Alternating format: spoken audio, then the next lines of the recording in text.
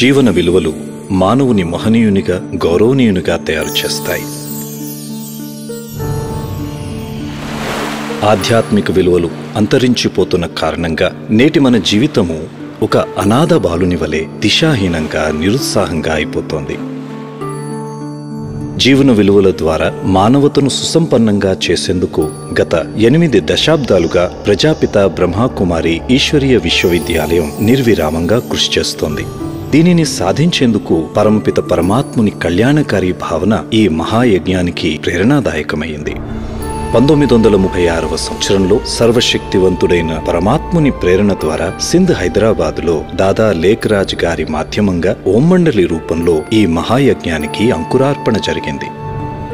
దాదా లేఖరాజ్ భగవంతునిపై అపారమైన విశ్వాసమును ఉంచేవారు. ఎలాగైనా ఆ పరమాత్ముని కలుసుకోవాలనే వారి తపనకు ప్రసన్నుడైన పరమాత్మ వీరికి అనేక దివ్య సాక్షాత్కారాలను కలిగించారు.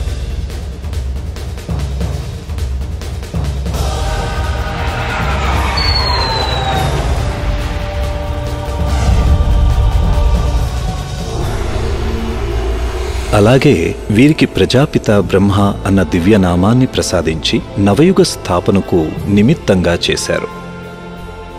ఆ తర్వాత అనేక మంది ఓం మండలిలో సభ్యులుగా చేరారు.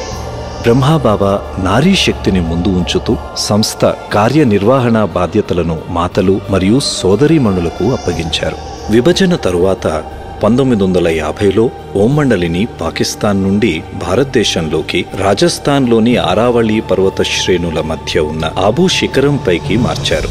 తరువాత బ్రహ్మకుమారి కుమారులు లోక కళ్యాణార్థం ఈ జ్ఞానమును దేశ విదేశాల వరకు విస్తరింపచేశారు. అలా ఈ సంస్థ ప్రజాపిత బ్రహ్మకుమారి ఈశ్వరీయ విశ్వవిద్యాలయంగా విశ్వవిఖ్యాతిగాంచింది. 1969 జనవరి 18న సంస్థ వ్యవస్థాపకులైన పితాశ్రీ బ్రహ్మబాబా దేహత్యాగము చేసి అవ్యక్తులయ్యారు.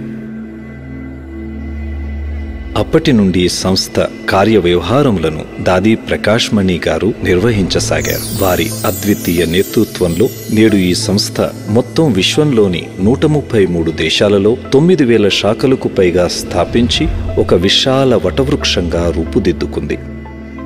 ఆబూ పర్వతంలోని పాండవ భవనము ఈ సంస్థ యొక్క అంతర్జాతీయ ముఖ్యాలయంగా నెలకొని ఉంది. దేశ విదేశాలలో కూడా విలువలతో కూడిన సమాజ నిర్మాణము కొరకు ప్రతి సంవత్సరము రాష్ట్రీయ మరియు అంతర్రాష్ట్రీయ స్థాయిలో సభలు, సమ్మేళనాలు నిర్వహించబడుతున్నాయి.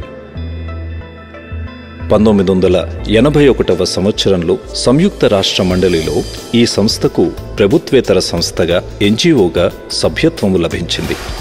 అలాగే సంయుక్త రాష్ట్ర మండలి మానవాళికి నిర్విరామంగా సేవలందిస్తున్న ఈ సంస్థను 7 శాంతి పురస్కారాలతో సత్కరించింది. సమాజంలో ఆధ్యాత్మిక సశక్తీకరణ కొరకు అన్ని రంగాలకు చెందిన వారికి ఈశ్వరీయ విశ్వవిద్యాలయం ద్వారా ఉచితంగా రాజయోగ శిక్షణను అందించడం జరుగుతోంది. మహిళా వర్గం, యువవర్గం, విద్యారంగం, మీడియా, వైద్య రంగం మరియు ఇతర అన్ని వర్గాల వారిలో ఆధ్యాత్మిక వికాసము కొరకు 20 సేవా వర్గాలను స్థాపించి వాటి ద్వారా గత 3 దశాబ్దాలుగా నిర్విరామంగా ఆధ్యాత్మిక సేవలను అందిస్తోంది ఈశ్వరీయ విశ్వవిద్యాలయం. వర్తమాన సమయంలో రాజ్యోగిని దాదీ జానకి గారు సంస్థ ముఖ్య కార్యనిర్వాహకులుగా సంస్థను ముందుకు తీసుకువెళ్తున్నారు. రాజ్యోగిని దాదీ హృదయమోహిని గారు ఉపముఖ్య కార్యనిర్వాహకులుగా, గౌరవనీయులైన దాదీ రతన్మోహిని గారు సహముఖ్య కార్యనిర్వాహకులుగా తమ సేవలను అందిస్తున్నారు. ఆధ్యాత్మిక జగత్తుకు చెందిన ఈ 3 శ్రేష్ఠ మహనీయులు ఈ యజ్ఞమును నిర్విఘ్నముగా ముందుకు తీసుకువెళ్తున్నారు.